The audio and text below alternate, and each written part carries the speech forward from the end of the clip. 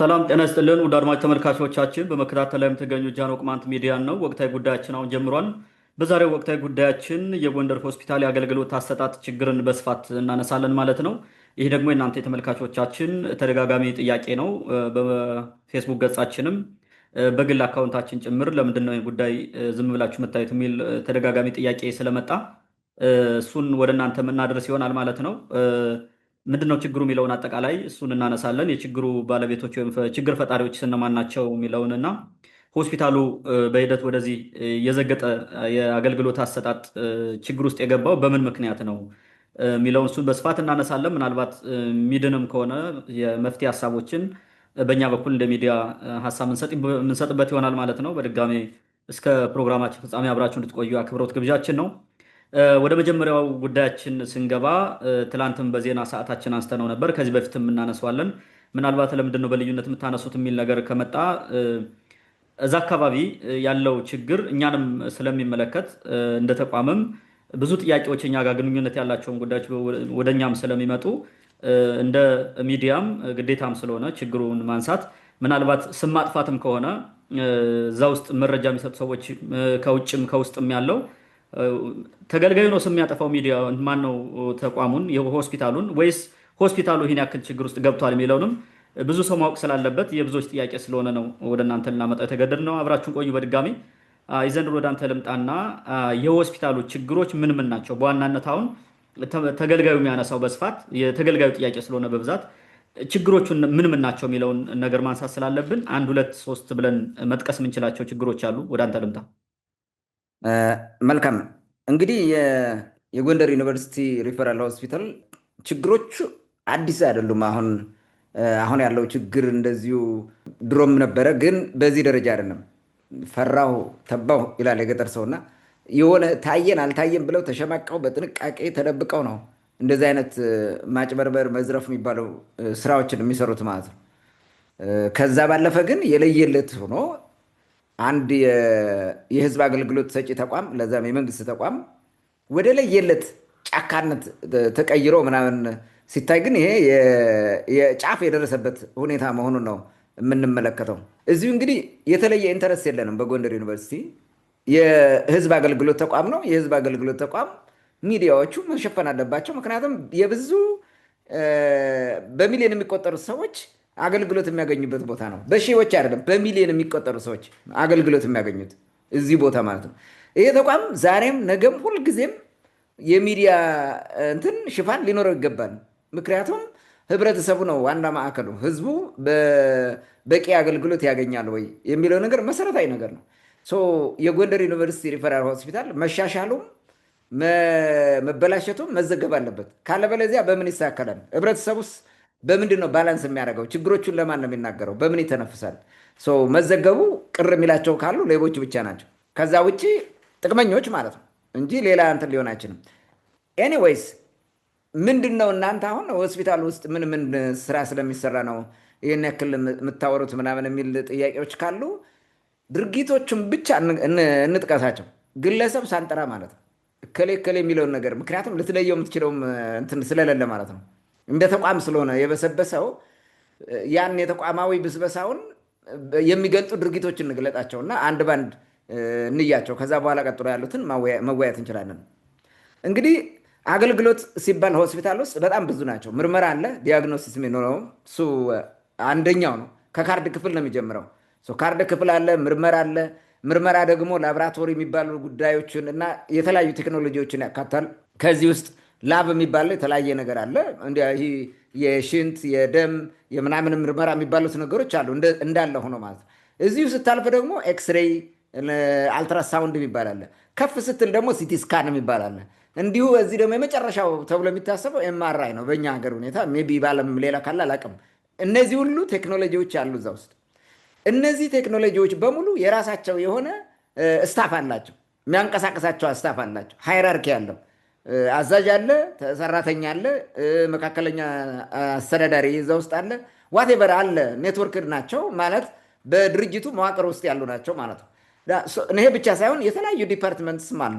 ፋርማሲ አለ፣ የተለያዩ ዲፓርትመንት ደግሞ አለ እንደየ ስፔሻላይዜሽናቸው ማለት ነው።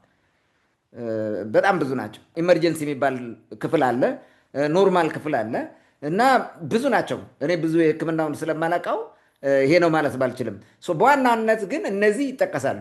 እነዚህ አንድ በሽተኛ ከካርድ ክፍል ጀምሮ ዶክተሩን አግኝቶ የሚደረገው ሜዲካል ኤግዛሚኔሽን ተደርገውለት በቅድሙ ቴክኖሎጂ መጨረሻ ላይ እንትኑ አለ፣ የምርመራ ውጤት አለ።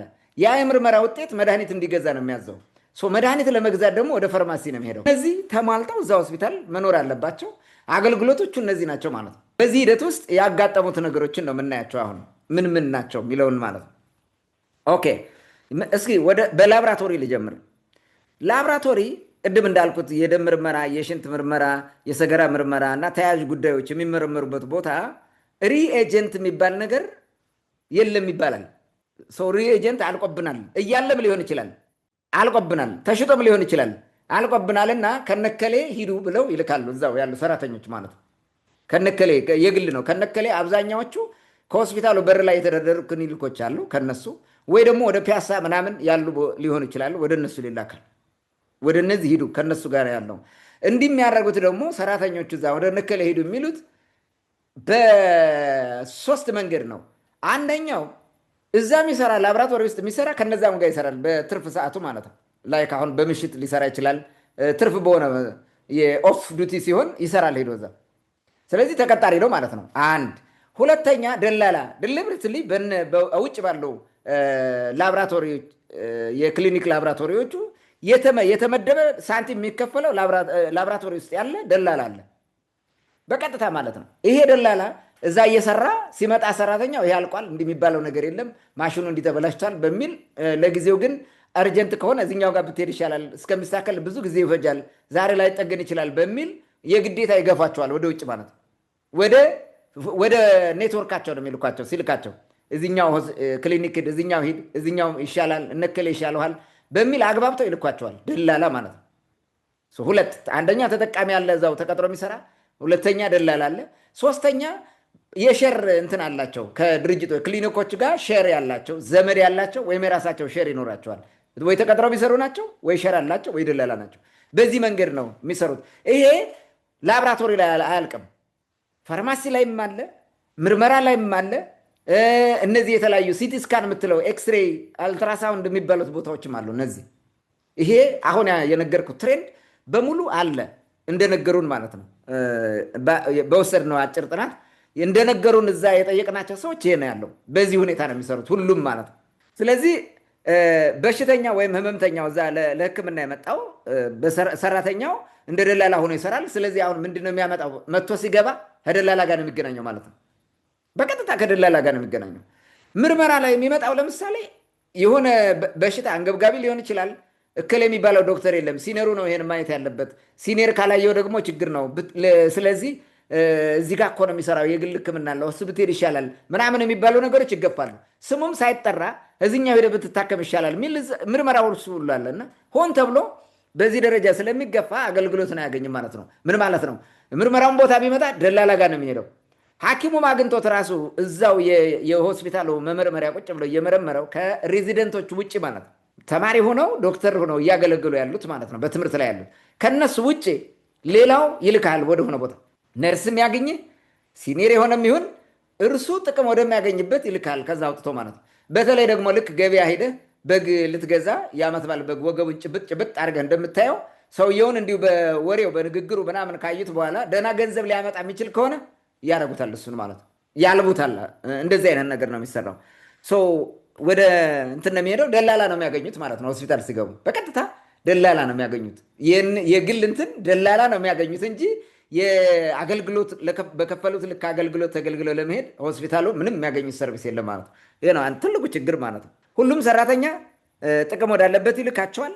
ደግሞ በጣም አደገኛ የሆነው አሁን ህብረተሰቡ ተማሮ የተናገረው ነገር ምንድን ነው? አብዛኛው ጎንደር ሪፈራል ሆስፒታሉ የሚመረመሩት የገጠር ሰዎች ናቸው። ከወረዳ ከምን የሚመጡ ናቸው።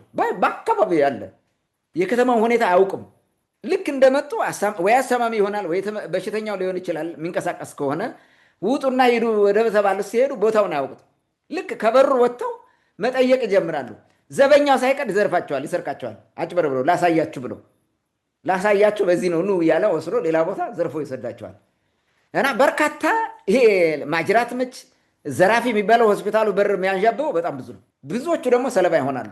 በተለይ ደግሞ የገጠር ሰዎች፣ የአርሶ አደሮች ከወረዳ ከተማ የመጡ እንዲህ አይነት እንትን በጣም በተደጋጋሚ የሚከሰት ነው እና በዚህ አጋጣሚ ማጅራት ስለሚመጡ የሚሞቱ ሙሉ አሉ። ገንዘባቸውን ሕክምናቸው ቀርቶባቸው ጤናቸው በራሱ ህይወታቸው ሁሉ እስከ መጥፋት የሚደርስ ችግር ይደርስባቸዋል ማለት ነው። ውጭ ያለው ሌባ ይዘርፋቸዋል። የሚያጠኗቸው እንዴት ነው? ፀጉረ ልውጥ ነው፣ አስታማሚ ነው እያሉ ያጠኑታል። አብዛኛውን በደንብ አድርገው እንዳልኩት ከዚህ ጀምሮ ያጠናሉ። ያን በቃ እንደዛ ነው። አታለው ወስደው እርምጃ ይወስዱበታል ማለት ነው። አያውቅም ሰው። አንዳንዱ ዲስኦሪየንትድ ነው፣ በጣም ኮንፊውዝድ ነው የሚወጣው። በህመሙ ምክንያት የተደናገጠ ነው። በቤተሰቡ ይሞትብኛል አይሞትብኝም ዝም ብለህ ስለምትደናገጥ በደመ ነፍስ ስለሚሆን የሚሄዱት ይዘረፋሉ በዚህ መንገድ ማለት ነው። በጣም አደገኛ የሆነ ሁኔታ ይሄ ነው። ከውስጥ በደል በተጨማሪ ማለት ነው። አንድ ቦታ ችግር ሲመጣ ሁሉም ቦታ ተሰባስበ ነው አይደል እንዴ? ገደላ ባለበት አሞራዎች ይዞራሉ ይባላል። እንደዛ ነው። በትክክል የውጭም የውስጡም ሌባ ይዘርፋል ተባብሮ ማለት ነው። ይሄን ያደርጋል። ሌላው ላብራቶሪ ላይ ያሉ ክሊኒኮች ላይ ላብ ላይ ያሉ ክሊኒኮች ላብራቶሪ ይሰራሉ። ያ በደለላ በምን ቅድም እንዳልኩ በሶስት መንገድ ስለሚሰሩ ይህን ነገር እየገፉ ወደ ውጭ ይልካሉ። በዛ መንገድ ችግሮች ይፈጠራሉ ነው። ሌላ ወደ መድኃኒት ቤት እንምጣ። መድኃኒት ቤት ወይም ፋርማሲ የሚባለው ነው፣ ወይም ድራግ ስቶር የሚለው ማለት ነው። ፋርማሲ ላብራቶሪ እንዳለው በተመሳሳይ ነው። ፋርማሲስቱ ምንድነው የሚያደርገው? መድኃኒቱ የለም ይላል። አለ እኮ መድኃኒቱ የለም ይላል። ግን እርሱ ሰጥቻለሁ ብሎ ቲክ ያደርጋል፣ እንደተሰጠ ማለት ነው። በቀን የታዘዘው ፕሪስክራይብ የተደረገ መድኃኒት ይታወቃል። የመጣውን እዛ የሚያገናኘውን ነገር አገናኝቶ ቲክ ያደርጋል። መድኃኒቱ የለም ሂድና ከነከሌ ግዛ ብሎ ከሚያውቀው ክሊኒክ ልከዋል። ያን መድኃኒት ወጪ አድርጎ ያስቀምጠዋል ለራሱ። እንዲያደረገ በቀን ይሰበስባል፣ ይዘርፋል፣ ይሸጣል አውጥቶ። ማንም አይጠይቀውም። ከዘበኛ ጀምሮ በኮድ ነው የሚገናኙት። ይዞ ከሆነ በኮድ ተናግሮ ይወጣል። ማንም እንትን የሚለው ነገር የለም፣ ይታወቃል ማለት ነው። ስለዚህ ላብራቶሪ እንትን ይሄ ምንድነው ፋርማሲውም ይሄን ይሰራል ማለት ነው። ይሰርቃል፣ ያስተላልፋል ወደ ተለያየ ፋርማሲ ማለት። እዛ ሊሸጥለት ከሆነ ዘመድ ከነገረው ብቻ ነው፣ ደውሎ ዘመድ ከነገረው ብቻ ይሸጥልሃል በሆስፒታል ዋጋ ማለት ነው። ዘመድ ወይ ደግሞ ጉቦ የከፈለ ሰው ከሆነ ማለት ነው። ላይ ካሁን በምርመራው ጉቦ ከፍሎ እየተመረመረ ከሆነ ይሄ ይታወቃል፣ በኔትወርኩ ይነገራቸዋል። መድኃኒትም ሲገዛ ዛ ገዛ ነው የሚባለው፣ ምልክት አለው። ስለዚህ በሆስፒታል ዋጋ ይሸጣል። ኦልሬዲ ከፍሏል፣ ሙስናው መጀመሪያ ማለት 20 ሺህ 30 ሺህ ከፍሏል መጀመሪያ። በእንደዚህ አይነት መንገድ ነው መድኃኒት የሚገኘው እዛ ሆስፒታል ውስጥ ማለት ነው። የተረፈውን ግን ይሸጣሉ። ይሰረቃል። በነገራችን ላይ መድኃኒት ይሰረቃል። ድራግ ስቶሩ ከመግባቱ ይሄ ምንድን ነው? ድራግ ስቶር ይሄ ፋርማሲ ውስጥ ከመግባቱ ይሄ የሱቁ ማለት ነው የሚሸጥበት ከመግባቱ በፊትም በሂደት የሚሰረቀው በጣም ብዙ ነው፣ እንዳለ ስቶር ውስጥ እያለ ማለት ነው። እንዲህ አይነት ነገር በጣም የተለመደ ነው። መድኃኒት ቤት ብለዋል። ኖ ዲፈረንስ ከቅድሙ ካየሁት ጋር። ሌላው ይሄ ፓቶሎጂ የሚባል በተለይ ደግሞ ከካንሰርና ተዛማጅ ጉዳዮች ጋር የተያዘ ነው። ይሄ ዲፓርትመንት ወይም ይሄ ክፍል በጣም የሚያሳዝነው ቀጠሮ በማራዘም ነው። ካንሰር ያለው ሰው ይመረመራል። ደም ምርመራ ወይም አክታ ምርመራ ዋቴቨር ሰጥቶ ይሄዳል። ሳምፕል ይወስዳሉ ማለት ነው። ራቢስም እዚህ ጋር ነው የሚካተተው፣ የእብድ ውሻ በሽታ የሚባለው። ይህም ቢሆን ተመሳሳይ ነው እዛ ውስጥ ማለት ነው። ስለዚህ የተራዘመ ቀጠሮ ይሰጣሉ። ሲመጣ ሰውየው ሳምፕል እኮ አልደረሰም ይሉታል። ሳምፕል አልደረሰ፣ አይ ምን ይሻላል፣ በቃ የዛሬ 3 ቀን ይሉታል። 3 ቀን ቆይቶ ይመጣል። የመረረው ደግሞ እኔ እኮ መሄድ አልችልም፣ ሩቅ አገር ነው የመጣሁት ብሎ ያማረራል ማለት ነው። ሲመጣም 3 ቀንም ቆይቶ ቢመጣ ችግር እንዳለ ይነግሩታል። በምንም መንገድ ይሁን በምን አይሰሩለትም። ስለዚህ ምንድነው ምርጫው? ምንድነው የሚያደርጉት? ከ3 ቀን በኋላ ወይም ሌላን ቀን ቢመጣ ያን ቀን እኔ መሄድ አልችልም ሩቅ ነው ሀገሬ ካለ አሁንም ተቸግሬን የመጣሁት እንዴት ሁኜ ምናምን የሚል ቅሬታ ካቀረበ እንግዲያማ በኢመርጀንሲ እንድንሰራልህ ይህንን ያክል ገንዘብ ጨምር፣ ይህን ክፈል ብለው በግልጽ በይፋ ይደራደሩታል። 10 ሺህ 20 ሺህ ክፈልና እንስራልህ ይሉታል። ምርጫ ያለውም የሚችል ከሆነ ይሰራል። ማይችል ገበሬ ከሆነ እሺ መሬት ሽጬ ልምጣ ብሎ መሬት ሽጦ ይመጣል። የሌለው ከሆነ ምክንያቱም መዳን አለበት። አስበው፣ ካንሰር ያለው ሰው መታከም አለበት። ስለዚህ የግዴታ እንደዛ አድርጎ ይመጣል። አንዳንዱ በዛው ይጥፋል፣ ይግደለኝ ብሎ በቃ ይግደለኝ ልሙትበት ብሎ ማለት። ራቢስም ያላቸው እንደዚሁ የሆነ እንትን ይሏቸዋል፣ የሚሰጧቸው የሆነ ነገር አለ ይዘውት የሚሄዱ ገንዘብ ከፍለው ምናምን። እርሱም እንደዚሁ ሲያደርጓቸው መጨረሻ ተማረው ጥለውት ይሄዳሉ። ወደ ባህል ሕክምና ይሄዳሉ ሳይታከሙ ማለት ነው። ይህን ጥለው ወደ ባህል ሕክምና ያለበት ቦታ እንዲሄዱ ያደርጓቸዋል ማለት ነው። ይሄ ትልቁ የዝርፊያ መንገድ ነው። የትኛውም ቦታ ብትሄድ እንደዛ ነው። እና በጣም የሚያሳዝነው በዚህ ደረጃ እንደዚህ አይነት ቁማር ውስጥ ገባ እያንዳንዱ የእንትን ዲፓርትመንት ክፍል ማለት የሕክምና ክፍል ማለት ሌላው አልጋ ክፍል ነው። አልጋም እንግዲህ ተኝተው የሚታከሙ ሰዎች የሚያገኙት አገልግሎት ነው። ዋጋ ከፍለው ብር ከፍለው ይታከማሉ። መንግስት ባስቀምጠው ዋጋ ማለት ነው። ሆስፒታሉ በሚያስከፍለው ልክ እንግዲህ ምንድን ነው የሚሆነው? እዚህ ጋር ሊሞት የደረሰ ምናልባትም ነገ ሊሞት ነው ዛሬ ሊሞት ነው የሚባል ሰው ይመጣል። ሲመጣ ሐኪም የለም አልጋ የለም ወረፋ ነው ተይዟል በሚል 2 ወር ሁሉ ይቀጠራል። የዛሬ 2 ወር ወይ 3 ወር ይባላል። አሁን አስበው የዛሬ 2 ወር ሰውየው ነገ ሊሞት ነው ወይም ዛሬ ሊሞት ነው እየተባለ የዛሬ 2 ወር ሲባል አስበው ምንድን ነው ቤተሰብ የሚሰማው? ምን እናድርግ ነው የሚቀጥለው ነገር ዋት ዊል ቢ ኔክስት የሚለው ጥያቄ ከአእምሯቸው ውስጥ ይመጣል። ከመሞት መሰንበት እንዴት እናድነው? ስለዚህ ምን ይሻላል ብለው ያማክራሉ። ያላቸው ምርጫ ወደ ዝርፊያው መንገድ ማስገባት ነው ማለት ነው። አልጋ የሚገኘው በሁለት መንገድ ነው እዛ ውስጥ ካለ ማለት ነው። እነዚህን እንደዚህ አድርገው ዲስኦሬንት ካረጓቸውና ኮንፊውዝ ካረጓቸው በኋላ ወደ ግል ሕክምና ሄደው እንዲታከሙ ያደርጓቸዋል፣ ወይ ደግሞ ጉቦ እንዲከፍላቸው ያደርጓቸዋል እዛው አልጋ ለመያዝ ማለት ነው። ስለዚህ አሁንም በ10 ሺዎች የሚቆጠር ብር ትከፍላለህ፣ 10 ሺህ 20 ሺህ ብር ትከፍላለህ ማለት ነው። ተጨማሪ እኮ ነው ለሆስፒታሉ ከምታወጣ ወጪ እዛ ለሚያገለግል ሌባ ትከፍላለህ ማለት ነው። እንደዛ ካልሆነ አትችልም። ምንድነው ያሉን መሰለ? ምን አሉ? አልጋ ለመያዝ 2 መንገድ አለው ለማግኘት ሆስፒታሉ። አንደኛ ዘመድ ካለ፣ ሁለተኛ ገንዘብ ከከፈልክ ብቻ ነው። ዘመድ ማለት ምንድን ነው? ሆስፒታል ውስጥ የሚሰራ ባለሙያ እዛ ያለ የሙስናው ሰንሰለት ውስጥ ያለ ሰራቂ ዘመድ ካለ ወይ ደግሞ እዛ ሙስናው ሰንሰለቱ ስላለ ለአንድ ሰው ገንዘብ ከፍለ ከሆነ ብር ከከፈልከው ያው ይታወቃል በዛ ኔትወርክ እንደመጡ ማለት ነው። ለዘመዳቸውና ብር ለሰጣቸው ብቻ ነው ያን አገልግሎት የሚሰጡት። በዚህ መንገድ ብቻ ነው። ሌላው በምንም መንገድ አይታከምም። እዛ መተኛት አይችልም። አልጋ ማግኘት አይችልም። አልጋ እንደ ህመምተኛው ችግር እንደ ህመሙ እንትን ይሄ አስቸኳይነት አፋጣኝነት ታይቶ የሚሰጥ አልጋ የለም ሆስፒታል ውስጥ አሁን ባለበት ሁኔታ ማለት ነው። በምንም መንገድ ይህን አታገኝም። ልታገኛት ሲሆን የፈለገ ልትሞት እያጣጣርክምና ምንም አይነት አገልግሎት ሊሰጡ አይችልም በአልጋ በኩል ማለት ነው። ዲዘርቭ የምታደረግ ሁነህ እያለ ማለት ነው። የሚገባ ሆኖ እያለ እንዳይማይገባ አድርገው ያሳድዱሃል። ካልከፈልክ ወይም ዘመድ ከሌለህ 2 እና 3 ዓመት ድረስ ልትቆይ ትችላለህ አልጋ ሳታገኝ። ማትከፍል ከሆነ ዘመድ ከሌለ 2 እና 3 ዓመት ልትቆይ ትችላለህ። ምን ማለት ነው? በዛው ልትሞት ትችላለህ ሳትታከም። ይህን እንትን ብለውናል ማለት ነው።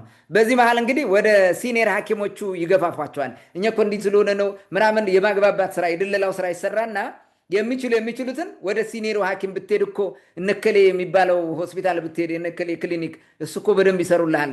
እኛ እኮ እንደዚህ ስለሆነ ነው እዚሁ ጋር እኛ ደካሞች ስለሆነ ነው አንችለውም ምናምን በቃ የሆነ አወናብደው እንዲሄድ ያደርጉታል። ብር ምናምን ምን ያደርግልሃል? ብር ከሞትክ በኋላ ብትከፍል አይሻልም? እዛ ብትታከም ብለው አግባብተው ይልኩታል። ሂዶ ይነጫል ማለት ነው። በሽታውም አለ ሕክምናዋን ለማግኘት መክፈል የሌለበትን ብር ማዕት ይከፍላል። ለምሳሌ አንድ ነገር ያነሱት እዚህ ጋር ላቀርበው። ትርፍ አንጀት የሚባል ሰው ታሞ መጣ። አንድ ሰውዬ ትርፍ አንጀት በሚባል በሽታ የተያዘ አንድ ሰው መጣ። ሲመጣ ምንድን ነው የሚደረገው? እንግዲህ አፋጣኝ ነው፣ ከፈነዳ ይገላል ይባላል ትርፍ አንጀት። ስለዚህ ቶሎ መታከም አለበት፣ የሆነ ጊዜ ገደብ አለበት። ምንድነው ሆስፒታል ውስጥ ገብቶ ለመታከም አሉ 30 ደቂቃ ብቻ ነው የሚጨርሰው። አልጋ ላይ ተኝተህ ሰርጀሪ እንትን አድርገህ ወደ ለመጨረስ ማለት ነው 30 ደቂቃ ብቻ ነው። የሚከፍለው 1000 ነው በሆስፒታሉ ታሪፍ። እዛ ሆስፒታሉ የሚያስከፍለው 1000 ብር ብቻ። በምንም መንገድ ይሁን በምን ይሄን ሰውዬ ግን እዛ ውስጥ አያክሙትም፣ እንዲታከም አያደርጉትም። ዘመድ ከሌለው ወይም ደግሞ መክፈል ያለበትን 20 ምናምን ከከፈለ ብቻ ካልሆነ በስተቀር ማለት ነው። ካልከፈለ አይታከምም።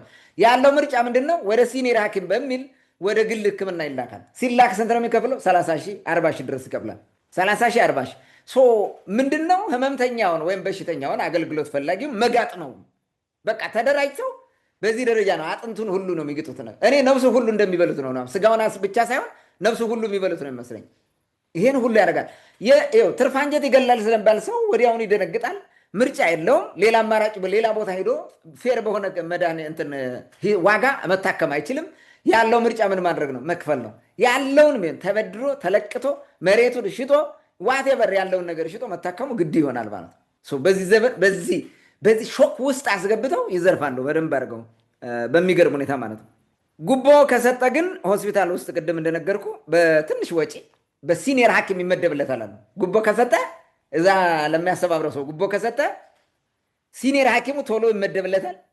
እዛ የግል ሕክምና የሚሰራው እዛ የመንግስትም የሆስፒታልም ሰራተኛ ነው፣ ቅጥር ሰራተኛ ነው በነገራችን ላይ። እርሱም ይመጣል በተቀጠረው ቀጠሮ ይያዝለታል። በቀጠሮው ዶክተር ይመጣል። ስፔሻላይዝ ያደረገው ዶክተር ይመጣል። አልጋ ይያዝለታል፣ ይታከማል። በቃ 30 ደቂቃን ታክሞ 1000 ከፍሎ ወጥቶ ይሄዳል። ግን ከዛ በፊት ምን ከፍሏል? ወይ 20 ሺህ 10 ሺህ ከፍሏል። አለቀ። ሚኒመም ማለት ነው። በዚህ ሁኔታ ነው ሕክምና አገልግሎት የሚገኘው አሁን ያነሳሁት ክፍል ማለት ነው። ሌላው ኤክስሬይ ነው። ኤክስሬይ እና አልትራሳውንድ አንድ ከባቢ ያሉ ይመስለኛል። ምንድነው ያሉት? ሚስጥር ናቸው። በቃ ሰራተኞቹ ድብቅ ናቸው።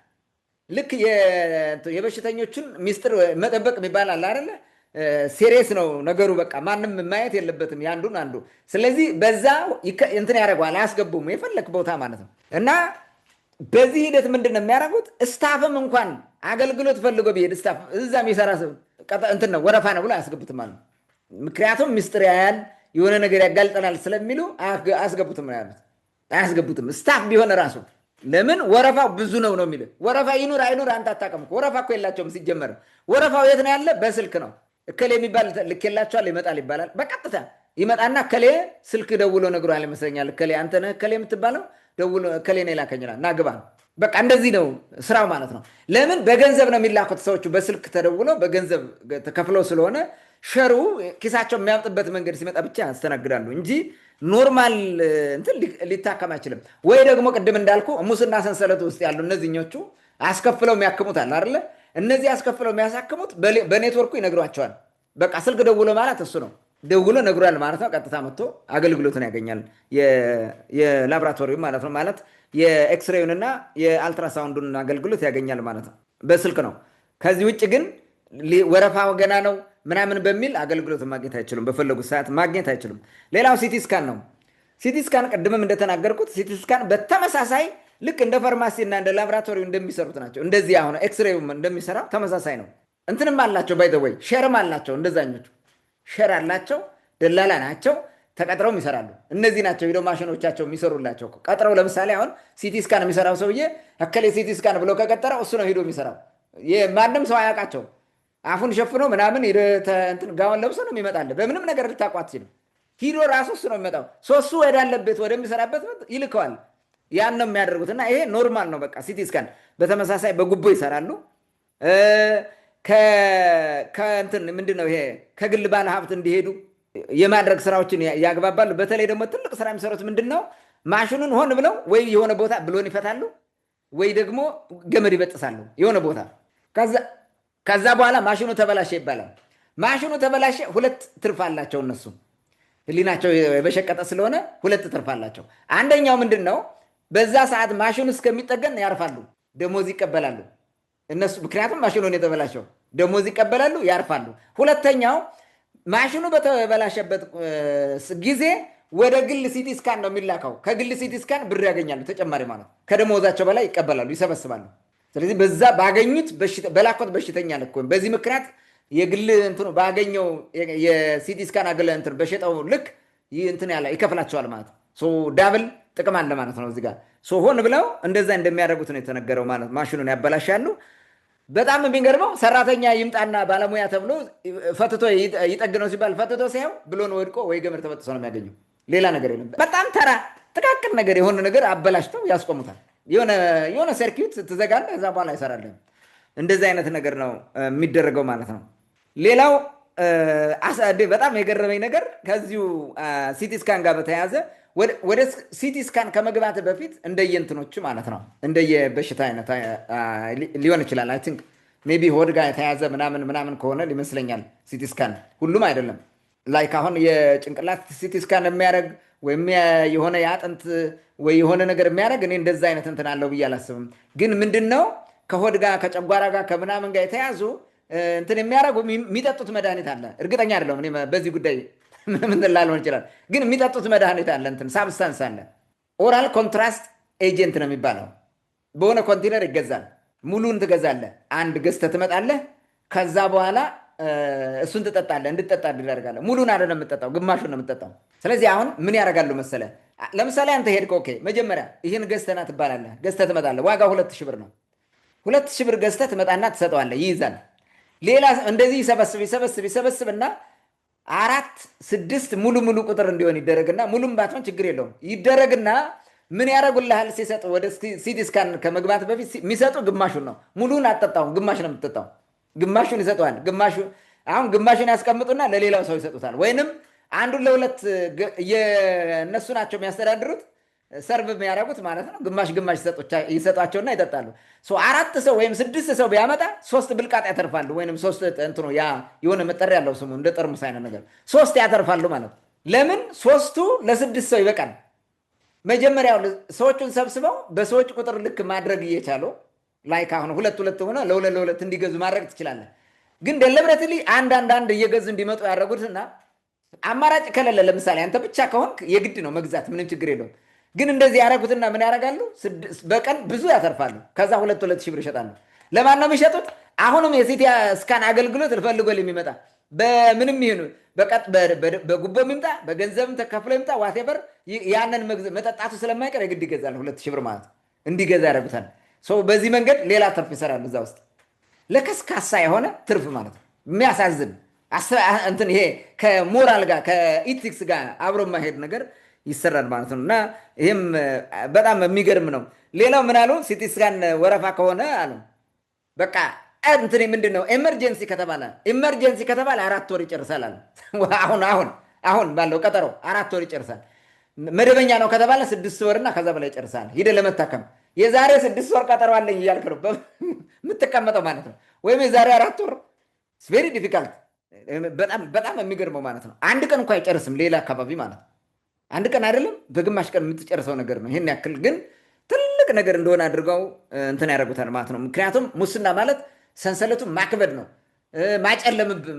ደንበኞቹ ጨልሞ እንዲታያቸው ማድረግ፣ ሌላ መፍትሄ ያጡ አስመስለህ ኮንፊውዝ ታደርግና መዝረፍ ነው።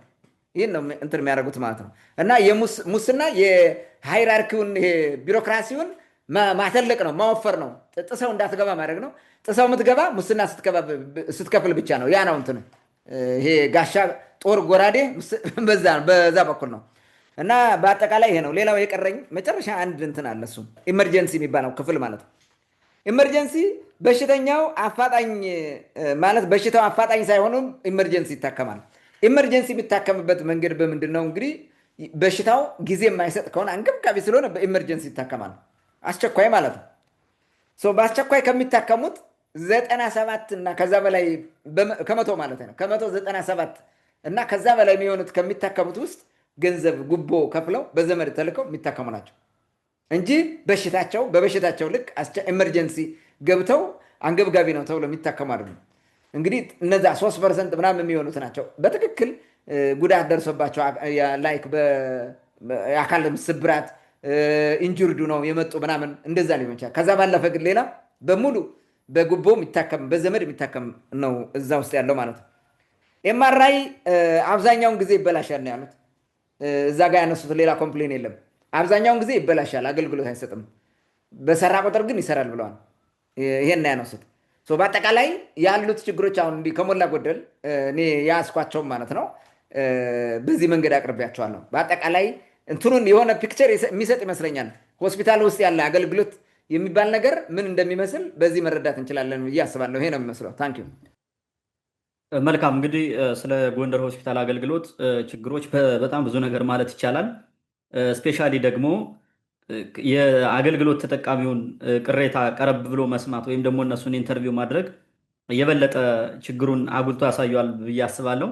በዚህ አጋጣሚ 2 ገጠመኞችን ላንሳ እዚህ ከሆስፒታሉ ጋር በተያያዘ እኔ ራሴ የገጠሙኝን ማለት ነው። በሁለቱም አጋጣሚዎች ቤተሰብ የሆነ ሰው ታሞ ወደ ሆስፒታሉ ተልከው አብሬ ሂጄ ነው ማለት እንዳስታማሚ ሁኜ ማለት ነው። የመጀመሪያው ትርፋንጀት የተባለ ሰው ነው። ትርፋንጀት ነው ምልክቱ የትርፋንጀት ነው ተብሎ በቃ ኢመርጀንሲ ተብሎ ሲላክ መጀመሪያ ጀምሮ ከወረዳው ጀምሮ አምቡላንሱ የለም።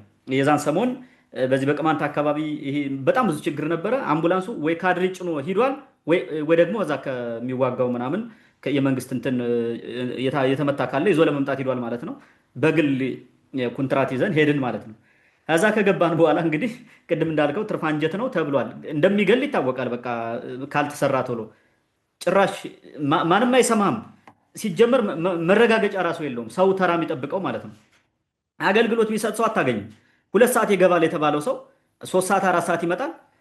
ከዛ ደግሞ ምሳ ወጥቷል ትባላለህ። እንደዚህ ነው የሚሆነው። መጨረሻ ላይ በቃ በጣም ስትሰቃያየ አልፎ የሚሄድ ዶክተር ነው ወጥቶ ማለት ስራውን ጨርሶ ሲወጣ አይቶ አስገብቶ ምርመራ ምናምን አድርጎ ሲያየው ሌላ ሆኖ ቆየ እና ዝም ብሎ መድኃኒት አዞላት ወጣ ማለት ነው። እንግዲህ አስበው በዚህ ሁኔታ ውስጥ እውነትም የምልክቱ ትርፍ አንጀት ቢሆን ያ ሰው ሙቷል ማለት ነው። ማንም ዙሮ አያይም ማለት ነው። በዛን ዕለት የሆነ ፖሊስ ሁለት ፖሊሶች ሰው ገሎ አቁስለው የያዙት አንድ እንትን እስረኛ ይዘው መጡ ሊያሳክሙ። ጭኑ አካባቢ ነው የተመታው። ከዛ ቁጭ ብለው እነሱ ጭምር ማለት ነው ማንም ዙሮ አያቸው። መጨረሻ በጉልበት ነው በቃ ፖሊስ ስለሆኑ በኃይል ነው ዶክተር አምጥተው አስጠርተው አሳክመው እስረኛቸውን ይዘው ሄዱት። ከቆላ ድባ ነው የመጡት። በዛ አጋጣሚ ጠዋት መጥተው ሰውየው በጥይት ተመትቷል፣ መታከም አለበት ምንም ወንጀለኛ ቢሆንም ይዘው መጥተው በቃ ማን ያክሙ። ጠዋት 2 ሰዓት የገቡ ሰዎች እስከ ማታ 11 ሰዓት ምናምን አካባቢ ነበሩ። እስከዛ ድረስ እነሱ ሁላ ከኛ ከንፈራቸው ደርቆ ጠብቀው ማለት ነው። እና አንዳንዴ ቅድም እንዳልከው ወይ ሙስና ካልከፈልክ ወይ እዛው ሰው ከሌለ ማንም አይሰማ ምንም ብትሆን ማለት ነው። እና እስከዚህ ድረስ ነው እዛ ውስጥ ያለው ችግር።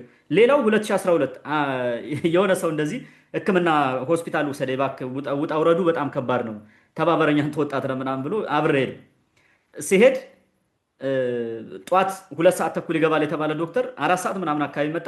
5 ሰዓት ተኩል ምሳ ወጥቷል ተባለ። የለም ጠበቅን። ከሰዓትም እንደዛው ሁለተኛ ቀን ገባን።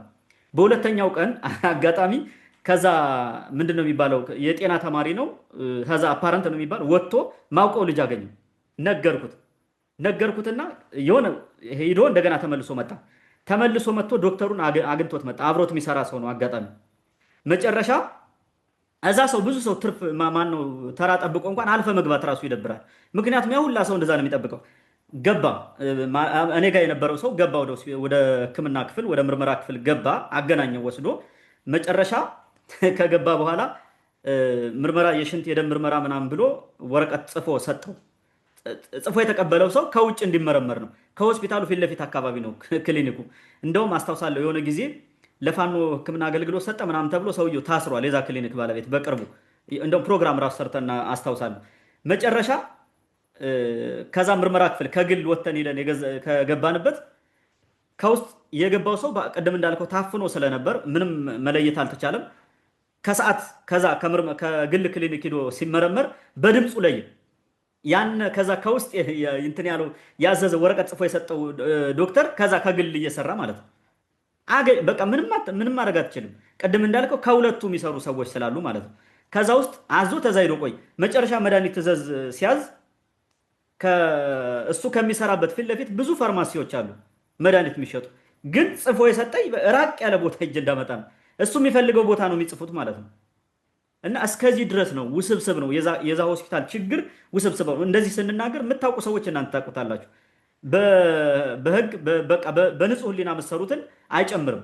ስለዚህ በዚህ ደረጃ ነው ሆስፒታሉ እንደዚህ ነው የተገማማው፣ እንደዚህ ነው የወደቀው፣ እንደዚህ ነው የበሸቀጠው። ይህን ማንም ሰው ነው የሚያውቀው። የጎንደር ህዝብ በሙሉ ያውቃል።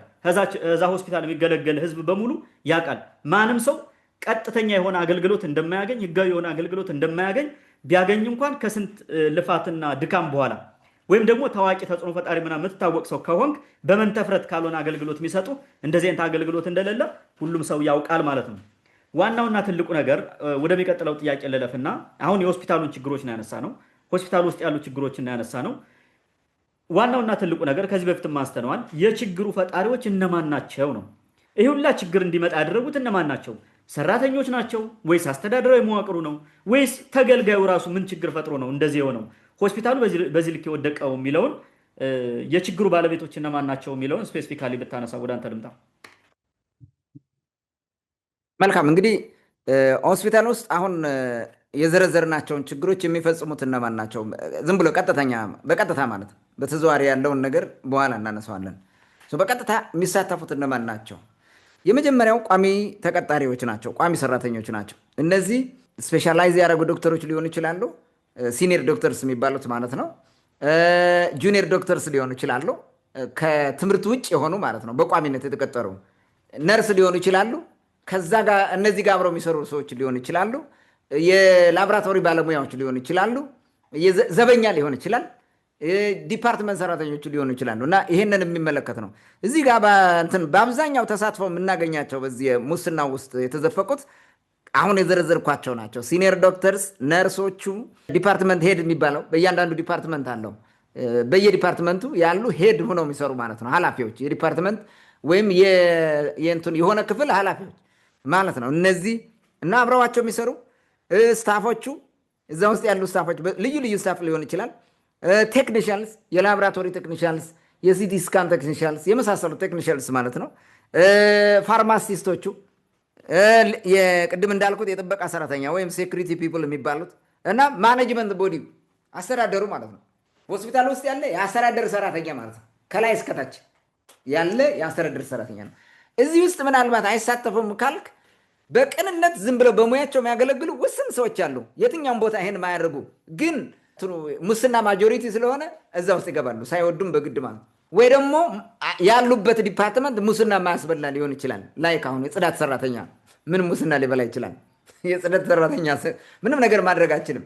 የጽዳት ሰራተኛና ጽዳቱን ዘርፍ የሚቆጣጠረው ሰው ሙስና ብዙም አያገኝም። ግን የጽዳት ይሄ ምንድነው ዲተርጀንት ምናምን ይሰርቃል፣ የሚታወቅ ነው። ግን ተራ የጽዳት ሰራተኛ ምንም ነገር ሊያደርጉ አይችሉም።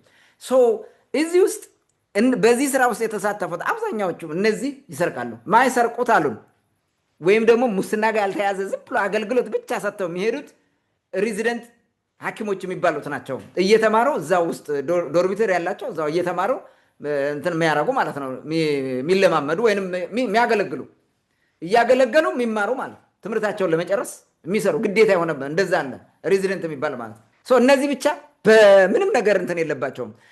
ለምንድን ነው ስንላቸው ሲኒየሮቹ እነዛኞቹ የኮራፕሽን ኔትወርክ አላቸው። የዝርፊያው ኔትወርክ ውስጥ ገብተዋል። እነዚህ የላቸውም። የሚያውቁት ሰው የለም። የሚደውልልህ የለ ምን የለ። ይመጣሉ በዱቲ ሲሆኑ አገልግለው ይሄዳሉ። በስርዓት ማለት ነው። አቅማቸው በፈቀደ አገልግለው ይሄዳሉ። በምንም መንገድ ለዚህ የሚባል የለም። ግን ወደ እነዚህ ሐኪም ማቅረብ ማምጣት ምናምን የሚባለው የሚያመጣው ነርሱ ምናምኑ ስለሆነ ሙስናው እዛ ጋር ይሰራል። ወደ ሬዚደንቱም ለመምጣት ሬዚደንቱ ግን የሚያገኘው ጥቅም የለም። ሐኪሙ የሚያገኘው ጥቅም የለም። በስራው ሰዓት ይመጣል፣ ገብቶ ይሰራል። የሚያመጡለትን እዛ ስርዓት የሚያስይዙ ወረፋ የሚያስይዙ ነው የሚያመጡለት። ያመጡለትን አክሞ ይሄዳል በአግባቡ ማለት።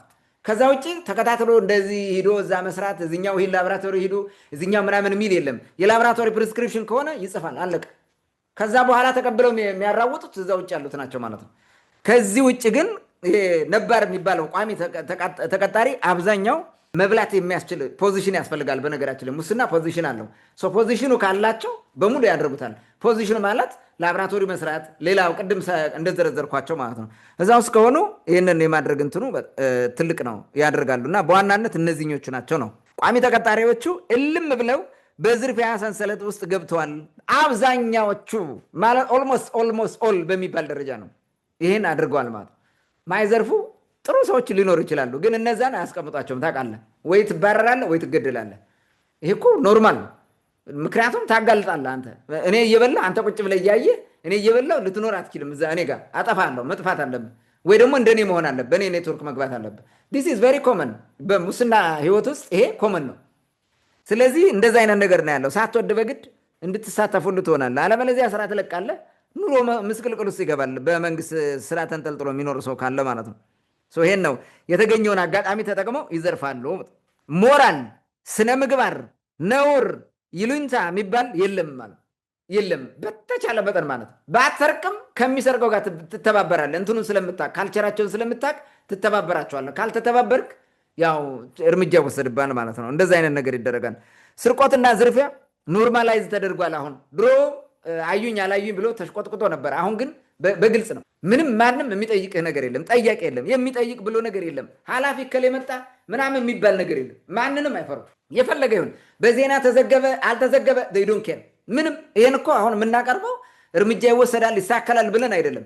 ህብረተሰቡ በደንብ እንዲያውቀው እንዲረዳው ነው። ይሄኛው ግሪቫንስ እየጨመረ ሲመጣ ሌላ ጊዜ ትልቅ ለውጥ በሚያመጣ መንገድ ታግለህ ለውጥ ሊያመጣ እንዲችል እንጂ ሌላ ነገር አይደለም። በዛ መንገድ ደግሞ እንዲጠነቀቁ ማለት አትሊስት ከስርቆት ከዝርፊያ እንዴት መጠንቀቅ እንዳለባቸው መበላታቸው ካልቀረ ሆስፒታል ገብተው የግዴታ ወደ ግል ሐኪም መላካቸው ካልቀረ ለምን ወደው ፈቅደው ራሳቸው መጀመሪያ ቀጥ ብለው ወደ ግል ሐኪም አይሄዱም እና አይበሉም? በቃ ጊዜያቸውን ስሜታቸውን ከሚያባክኑ ማለት ነው። እኔ የምመክረው እንደዛ ነው።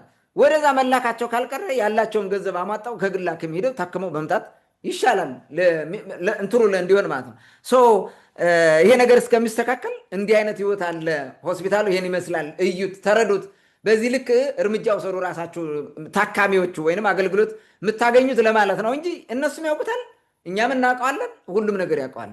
ይሄ ሪከርዱ ነው ራሱ መቀመጡ ለታሪክ የጎንደር ሆስፒታል በዚህ ጊዜ እንዲህ ነበር እንዲባል እንጂ ማንም እንትን አይልም። ከላይ ያለው የዩኒቨርሲቲ ማኔጅመንት ቦዲ የሚዘርፈው በትልቁ ነው፣ ላርጅ ስኬል ነው። እንዲህ ዝም ብሎ ተራ እንደዚህ ገብቶ ምናምን ሕክምና ሄድ ምናምን የለው።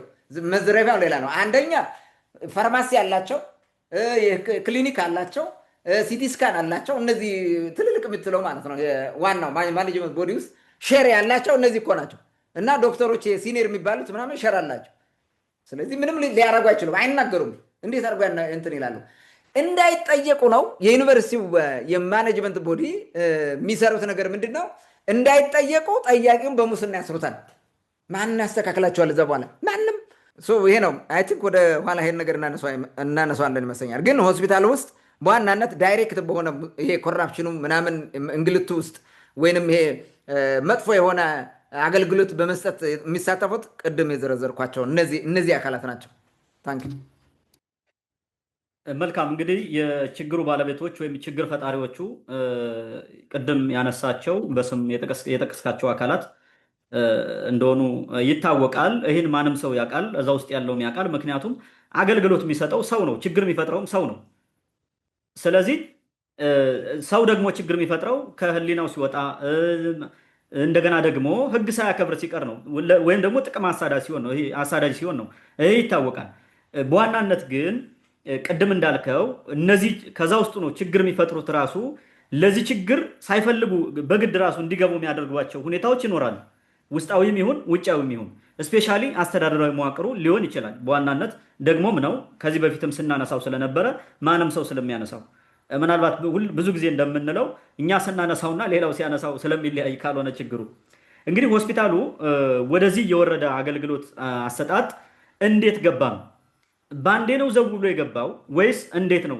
ማለት በዚህ ልክ ዘግጦ የወረደው ምንድን ነው? ወደዚህ አገልግሎት የገባው በምን አግባብ ነው? ከምን ተነስቶ ነው ወደዚህ ውስጥ የገባው የሚለውን ጥያቄ ውስጣዊም ይሁን ውጫዊም ችግር ካለ አንሳውና በዚህ አጋጣሚ አያይዘህ የመፍትሄ ሀሳብ የምትለውን ሀሳብ ብጨምርበት ደስ ይለኛል። ወደ አንተ ልምጣ።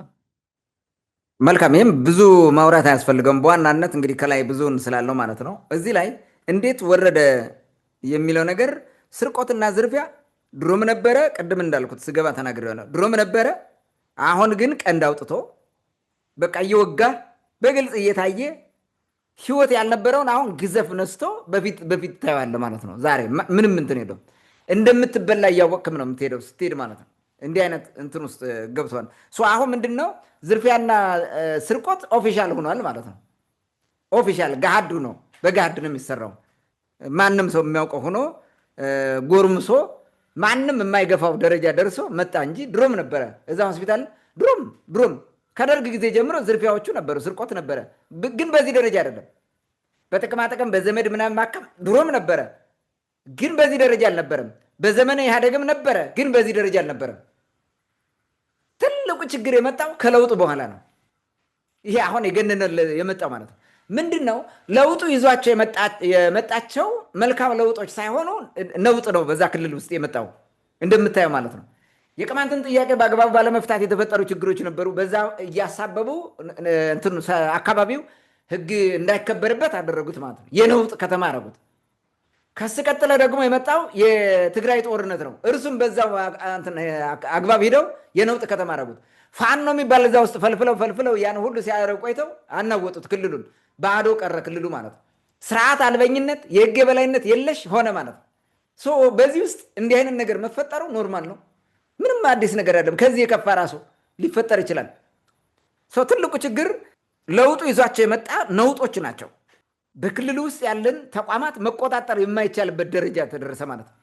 ነውጥ ሲመጣና የህግ የበላይነት ሲፈርስ የህግ ቦታዎችን የተቆጣጠሩ ሰዎችና ህጋዊ ተቋማትን የሚመሩ ሰዎች በሙሉ አራዊት ይሆናሉ። ልክ እንደዚህ ማለት ነው።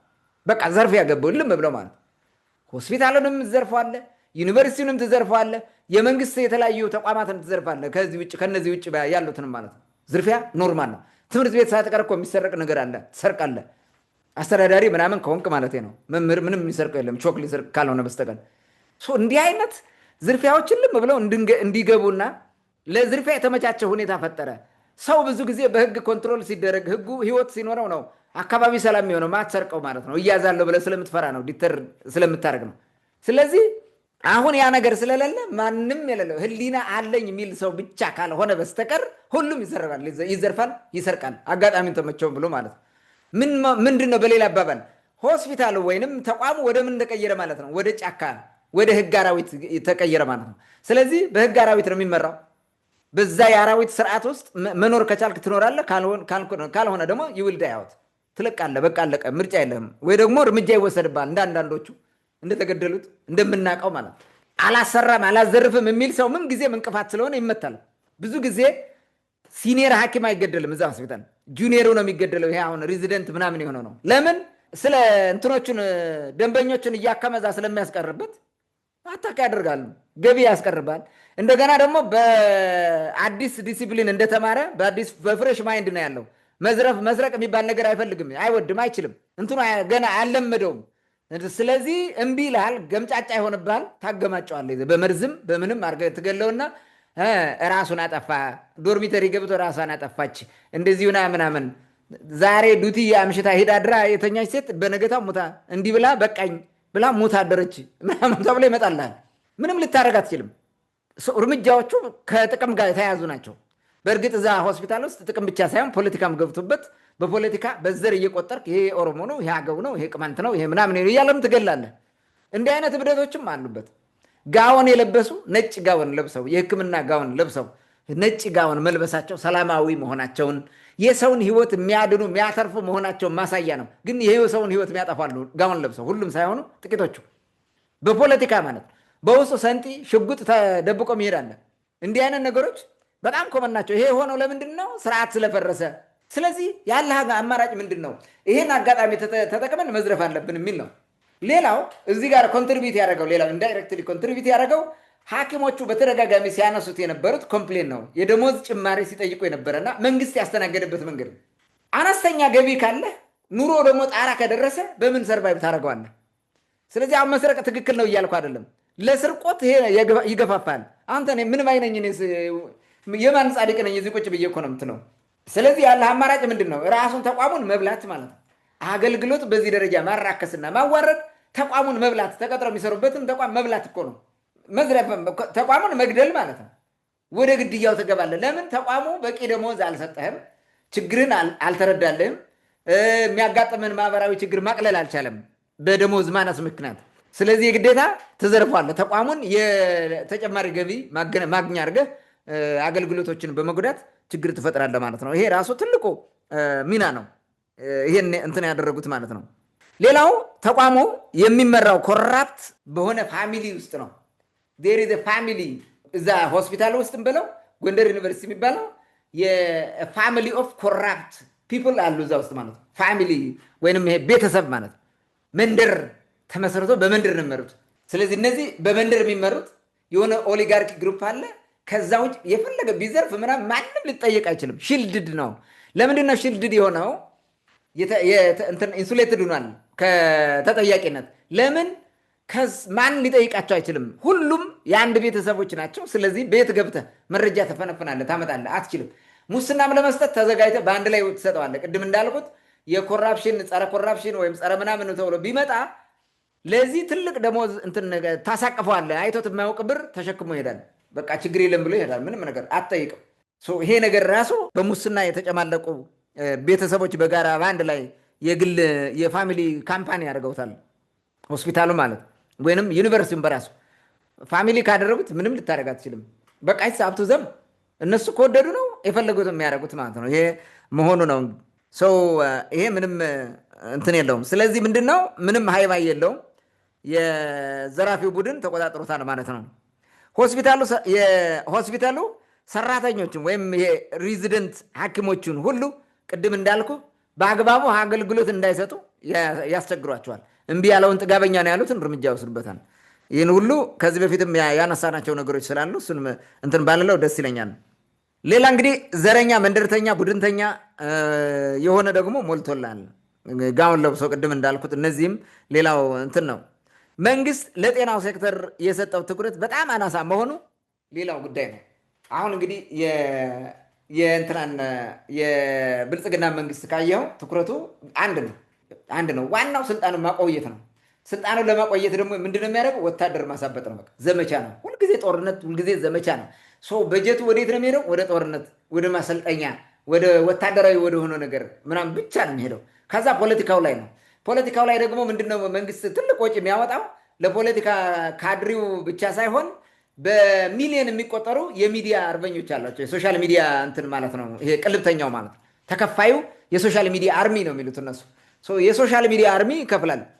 በቢሊዮን የሚቆጠር ብር ነው የሚያወጣው ለዚህ። በነገራችን ላይ ትልልቅ እንትን አውጥተው ይሄንን የሚሰራ ማለት ነው።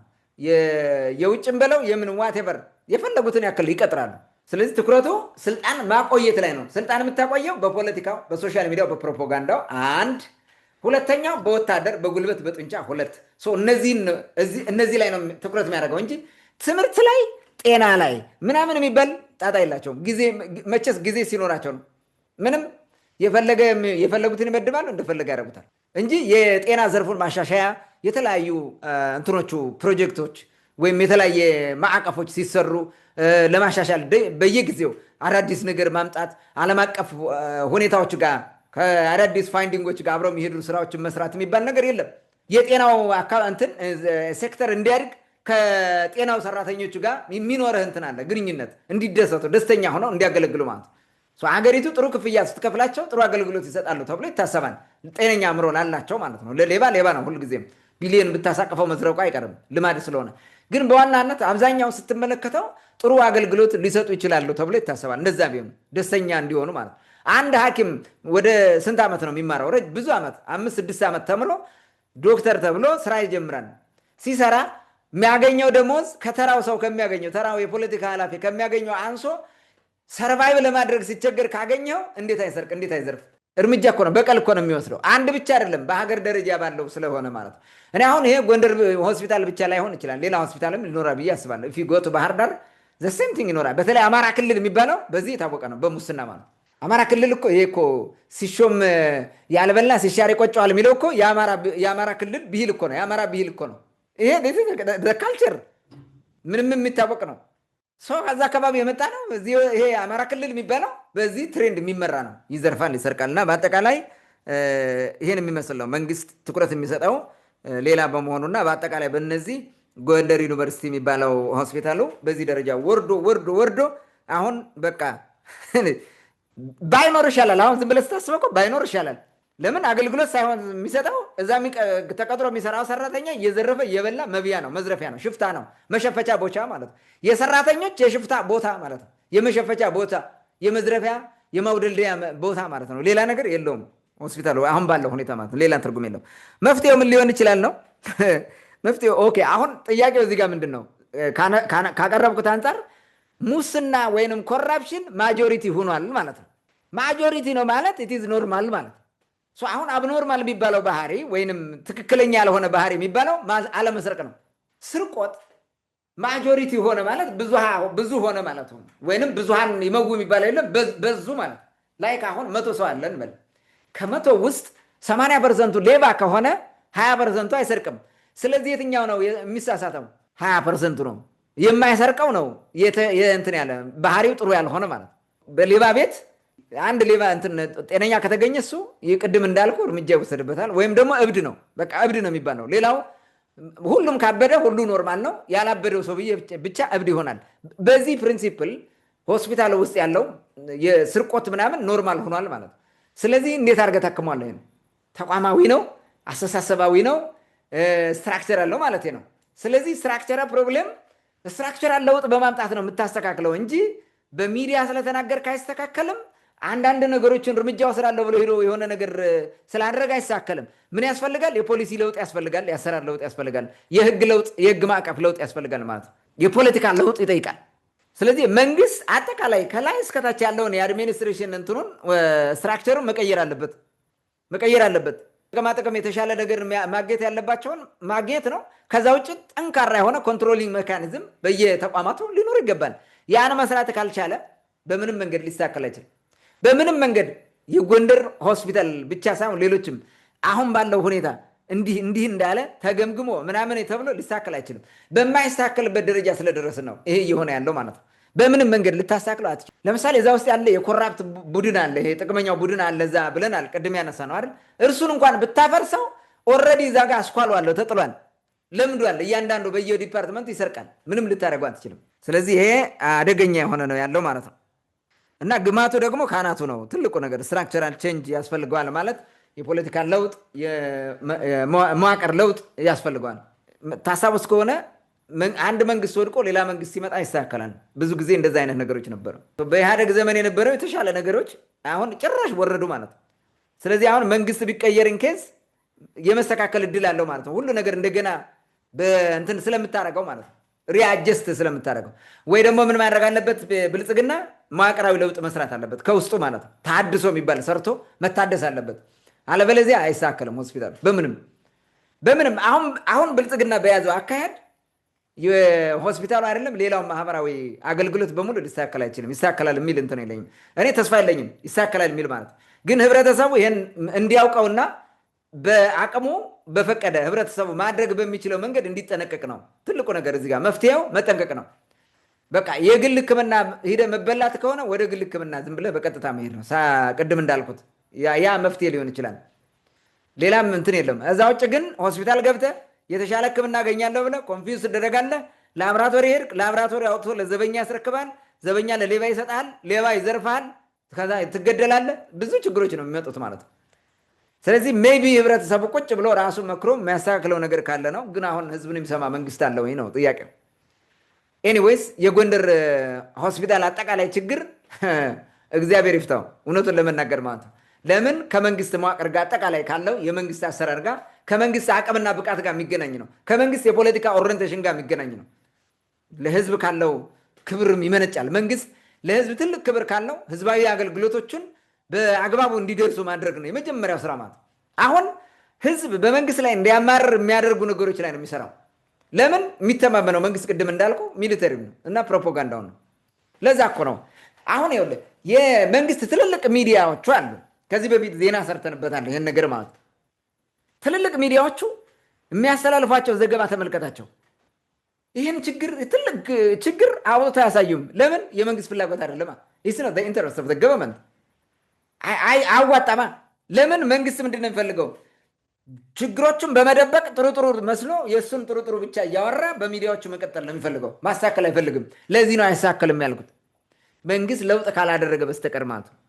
ይሄ አሁን ብልጽግና የሚባለው የሆነ ለውጥ አምጥቶ ያስተሳሰብም ያሰራርም ለውጥ አምጥቶ ካላስተካከለው በስተቀር በምንም መንገድ አይስተካከልም። ቢኮዝ ኢት ኢዝ ኖት ኢትስ አጀንዳ። ታንክ ዩ። መልካም እንግዲህ አጠቃላይ ሆስፒታሉ ወደዚህ የወረደ አገልግሎት አሰጣጥ እንዴት ገባ የሚለውን በስፋት አንስተዋል። የመፍትሄ ናቸው ያልካቸውን ሀሳቦችንም አንስተዋል። ከዚህ በበለጠ በተለያዩ ማስረጃዎች ማቅረብ እንችላለን፣ ግን ለሰዎች ደህንነት ሲባል ያን ማድረግ አንችልም። ጊዜውም አይፈቅድም። ጊዜው ሲፈቅድ ግን ወደ እናንተ እናመጣዋለን። ምክንያቱም እዛ ሆስፒታል ውስጥ ያሉ ችግሮችን በማስረጃ ማለት የሰው ማስረጃዎችን ሚዲያ ላይ አቅርበህ ብታናግር እነዛ ሰዎች ከዛ በኋላ በህይወት ለመቀጠላቸው ዋስትና የለም። ቅድም እንዳልከው አንድ ነገር ብታደርግ እዛ ውስጥ ብትቃወም ከዚህ በፊትም ልምዱ ስላለ በህይወት ላይ ነው የምትፈርደው። ስለዚህ ሰው ደግሞ መኖር ይፈልጋል። በዚህ ደረጃ ነው የተገማማው። ይህን ያመጣው ደግሞ ዝም ብሎ እዛ ውስጥ ያለ ችግር ወደ የተወለደም ሳይሆን በሂደት የመጣ ቅድም እንዳልከው ከለውጡም ጋር ተከትሎ የመጣ ነው። ስፔሻሊ ከትግራይ ጦርነት በኋላ ያን ሆስፒታል በትግራይ ጦርነት ለቆሰሉ ወታደሮች ሕክምና እንዲሰጥ እና ሌላው ሰው ገለል እንዲል ከተደረገ በኋላ በዛ ነው ስፔሻሊ ተለማምዶ የቀረው ማለት ነው። ብዙ ጊዜ ታስታውስ ከሆነ የተመረጡ ሐኪሞች ነበር ወደዛ ውስጥ ገብተው የሚያክሙት። ያ ማለት ከመንግስት ጋር ግንኙነት ያላቸው ማለት ነው። ከሙያዊ ስነ ምግባር ውጪ በሆነ ግንኙነት ያለው ማለት ነው። እዛ ውስጥ አገልግሎት ሲሰጥ የነበረ ሌላው ተራው ህዝብ ማለት አገልግሎት ተጠቃሚው ደግሞ እንዴት ሆኖ ችግር ውስጥ እንደነበር ይታወቃል። በዛ መንገድ ነው ትሬንዱን በደንብ ለምደውትና አሁን ኖርማል አድርገው ይዘውት የቀጠሉት ማለት ነው። እስፔሻሊ የጤና መድን እየተባለ ደግሞ ህዝቡ ይከፍላል። በጤና መድን ህክምና ደግሞ በወረዳዎች በቃ በዛ በቀበሌ ባለ ክሊኒክ አቅም ሳይኖር ሲቀር ይጽፋሉ። ቀጥታ ወደ ሆስፒታሉም ይሁን ከፍ ወዳሉ የህክምና ተቋማት ይጽፋሉ። ስለዚህ የጤና መድን አለኝ ብለህ ከዚህ ሄዶ አገልግሎት ለማግኘት የሚሞክረው ህዝብ ትልቅ ችግር ውስጥ ያለው ይሄ ነው። የጤና መድን አለኝ ሆስፒታል በነፃ አገልግሎት አገኛለሁ ብሎ የሚታገለው ቀን የሚጠብቀው ህዝብ እሱ ነው አሁን ትልቅ ችግር ውስጥ ያለው። ገንዘብ ያለው ኖርማሊ ወደ ሆስፒታሉ መሄድ አቁሟል። ቅድም እንዳልከው በሙስና ማግኘት የሚችለው ነገር ከሌለ በስተቀር ወደዛ መሄድ የለም፣ ወደ ግል ተቋማት ነው የሚሄደው። እንደገና ጎንደር ውስጥ ያሉ የግል የህክምና ተቋማት ስፔሻሊ አንዳንዶች ከሆስፒታሉ በላይ የመሆን እንትን አላቸው፣ አቅም ፈጥረዋል። ያ የሆነው ምንድን ነው? ደንበኛ ከዛ ቅድም እንዳልከው በሙስናው ሰንሰለት ወደዛ ስለሚመጣላቸው ነው። ህክምናውን አታሳድጉት፣ አቅማችሁን ከዛ በላይ አታድርጉ ማለት አይደለም። ግን ደግሞ በዚህ መንገድ የህዝብን ንብረት ህዝብን መበዝበዝ ተገቢ ነው ብለን ስለማናስብ ነው ይህን ፕሮግራም ወደ እናንተ ያቀረብንላችሁ ማለት ነው። ውድ አድማጭ ተመልካቾቻችን ለዛሬ የነበረን ወቅታዊ ጉዳይ ይህን ይመስል ነበር። ስለተከታተላችሁን ከልብ እናመሰግናለን። ምናልባት ይህ ቀርቷችኋል፣ ይህን አስተካክሉ የምትሉት ሀሳብ አስተያየት ካላችሁ እንደተለመደው በውስጥ መስመር ላኩልን፣ ወደ እናንተ መልሰን የምናቀርብ ይሆናል። የዛሬ ፕሮግራማችን ይመስል ነበር። መልካም ጊዜ ይሁንላችሁ።